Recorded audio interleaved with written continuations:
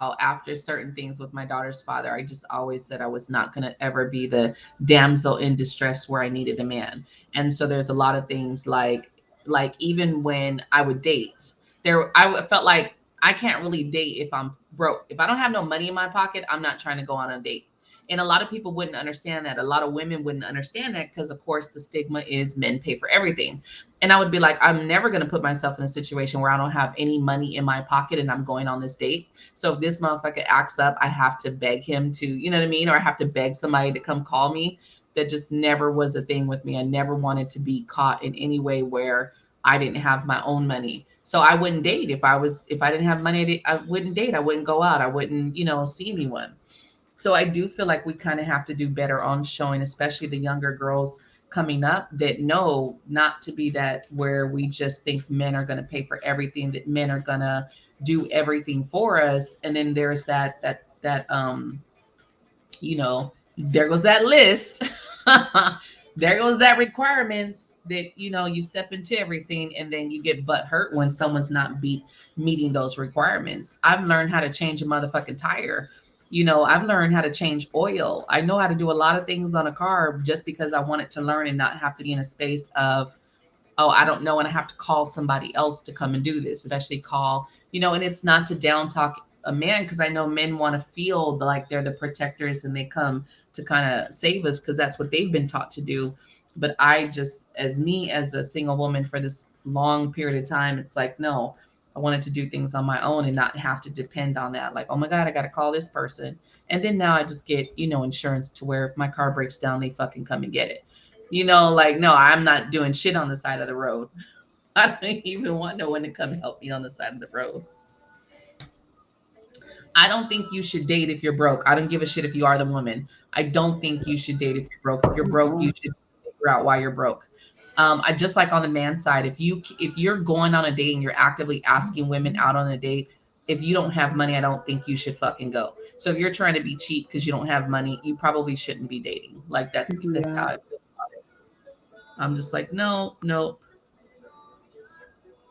But it came to me. I was just thinking about that last night. I was like, you know what? We have this stigma, unfortunately. And I just hope more ladies kind of separate their illusion, the delusion of what you think a relationship is supposed to be or what this man is supposed to be, you know?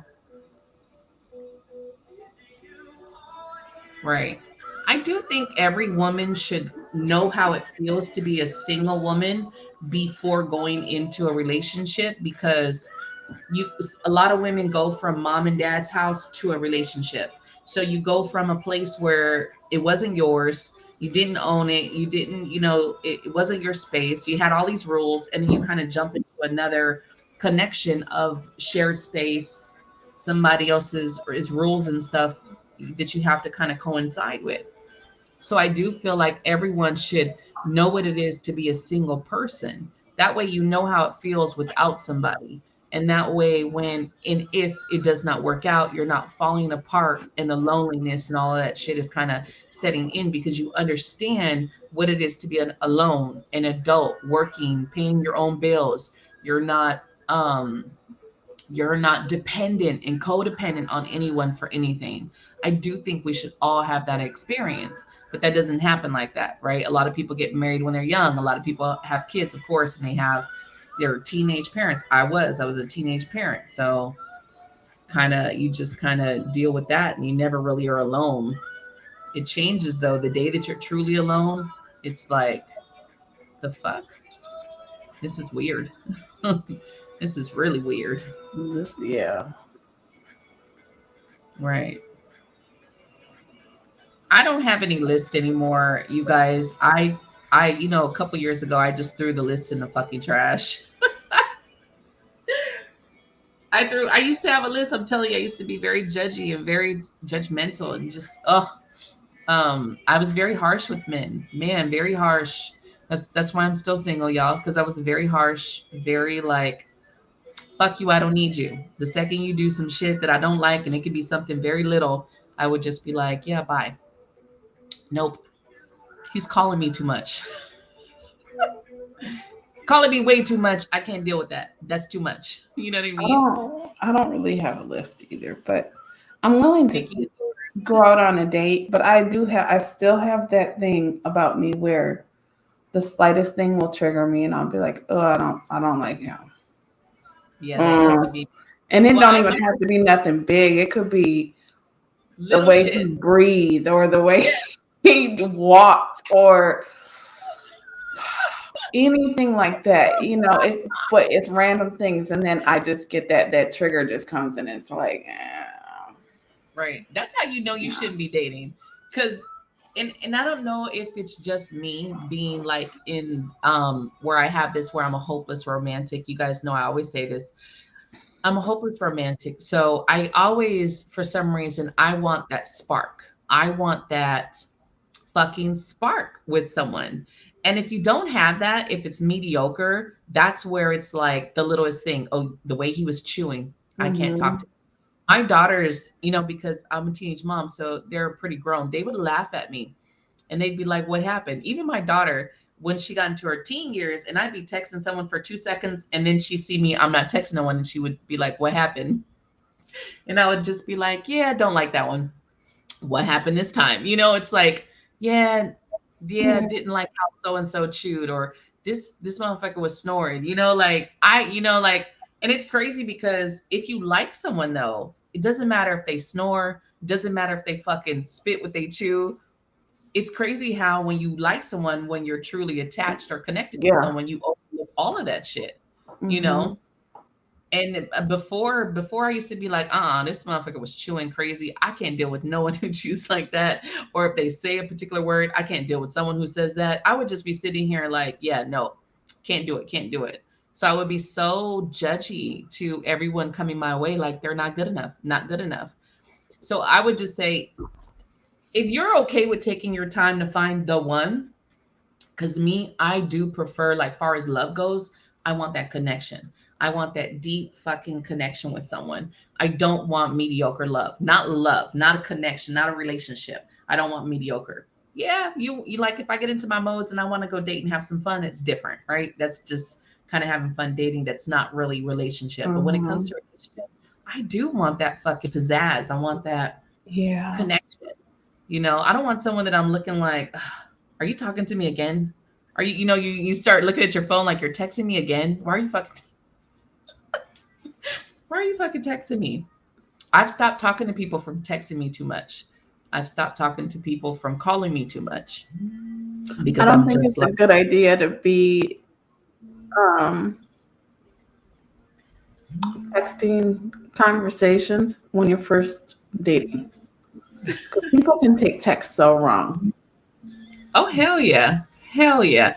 But this day and age, people are texters. People are fucking But that's texters, why which they don't know irritates how to my life. communicate anymore either. Right. Right. That's why they Right. don't know how to communicate. They can only type their words. Right. Right. And that's the bad thing about this generation now. It's a generation of people who text all the fucking time. It's like, what happened to calls? What happened to picking up the phone and actually calling somebody? Like, what the fuck happened to that? Yeah. It's just, Because I know there's I've a read a lot lot of texts and I've been like, what the fuck did he say? What happened? of get mad Okay, real I can quick. take this so many different ways right now. Let me just hold on. Let me wait a minute and see like Good what morning. the Yeah, next yeah, text because is gonna you be don't because know I'm the tone. confused. Mm-hmm. You don't know the tone behind it. You're like, is this a good? Is this a sarcastic? Because I take everything sarcastically. I don't give a fuck if you said good morning. I'm like, are you being a smartass? Is this a good morning? Like, Mm-hmm. is this a good morning? Are you being smart? All right, boom. And this is where I say we got to look at ourselves, right? We got to check ourselves because a lot of times we are the problem, y'all. We are the problem a lot of the time. So if you got all these stipulations of what someone's coming to you, like you got to take your time. If you're on a time crunch and you're like, nope, got to have kids by this age, and you settle for whoever the fuck comes to you. Then Mm-hmm. don't even have a list. Just first person who wants to get married, run off and get married.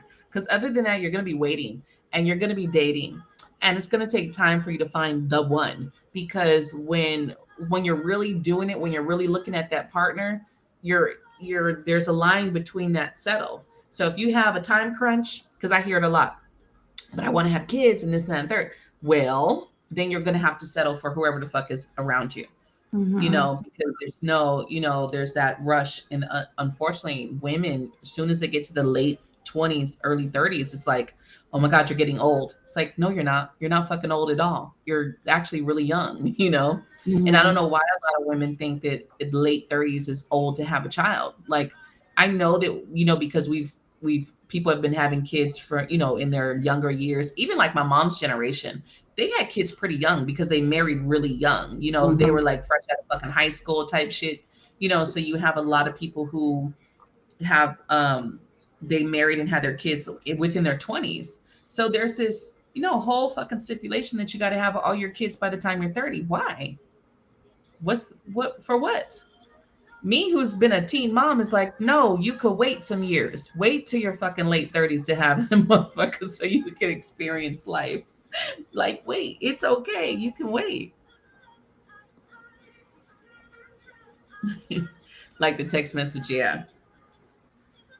So I just was cracking up laughing, and I've seen a couple things on a couple. I can't remember the guy's name. He's on YouTube, but he talks about, just telling ladies, and they talk about the dating, and how, women, we get mad. Biggest thing is, I want you guys to understand is, yes, you're in competition in the dating field. Yes, you are an option in the dating field. Yes, you got to come with your game face on if you want to pull somebody. Yes.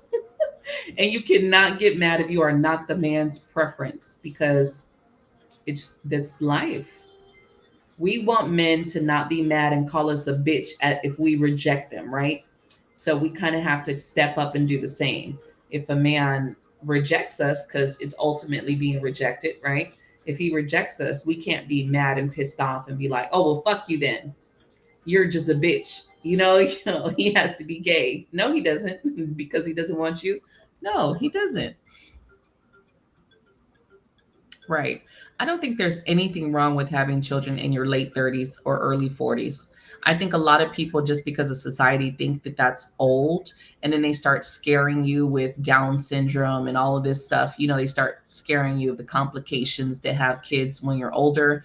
But I do feel like when you're meant to have them, you're going to have them. One, I don't think you can really stop that.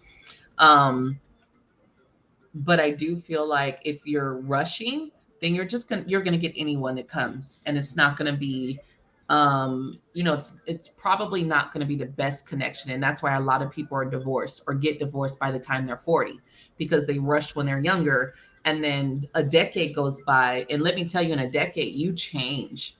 You two are not the fucking same as you were when you first met.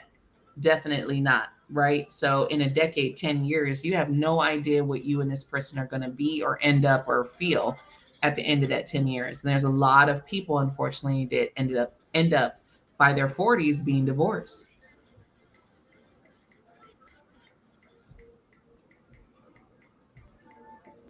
Right, right, Shondell. I don't think anybody should rush.